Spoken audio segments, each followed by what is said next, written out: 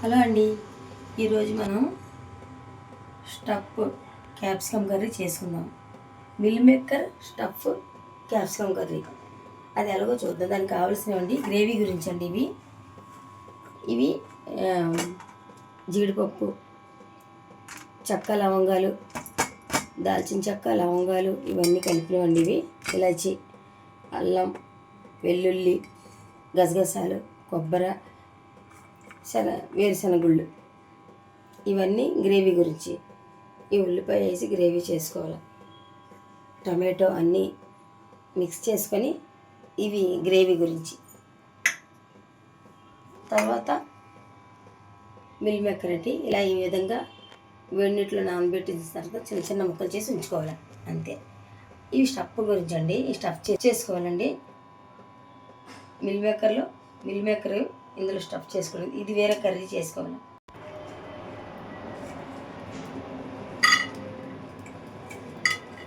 జర్ర గరంకి వస్తే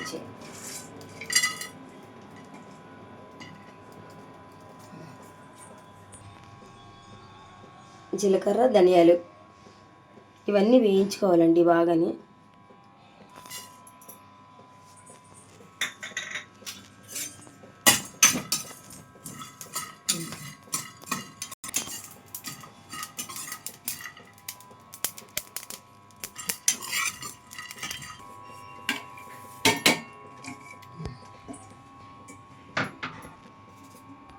करी कर लेना ना,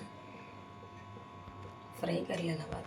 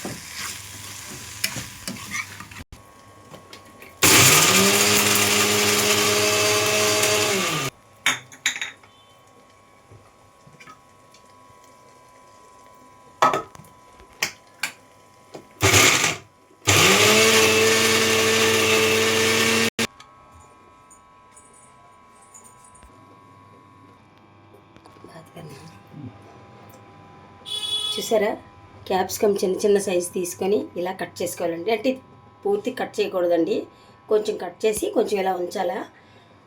తర్వాత మనం తయారు చేసుకున్న కర్రీని ఇలా ఇలా స్టఫ్ చేసుకోవాలండి. ఇలా స్టఫ్, ఇదిగో ఇలా స్టఫ్ చేసుకోవాలి. ఇందులో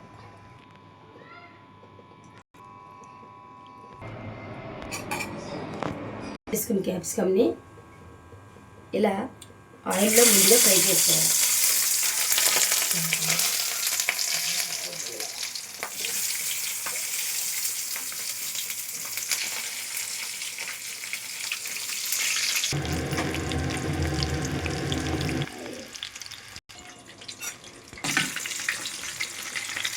విత్తనాలమ్మ ఇప్పుడు ఈ గ్రేవీకి ఈ మసాలమ్మ ఉంది కదండి, మనం గ్రైండ్ చేసుకుంది ఈ నూనెలో వేయించుకోవాలి దూరంగా. ఈ మసాలాతో పాటు ఇవి కూడా ఆయిల్లో వేసి వేయించుకుందాం. బాగా కారం వేసుకుందామండి.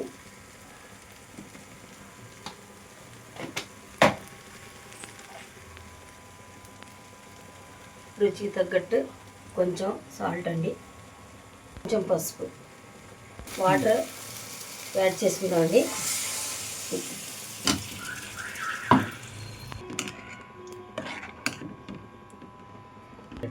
చూడండి, ఇది కొంచెం కలర్ గురించి కాశ్మీరీ రెడ్ చిల్లీ పౌడర్ అండి. ఇంకా వస్తాయి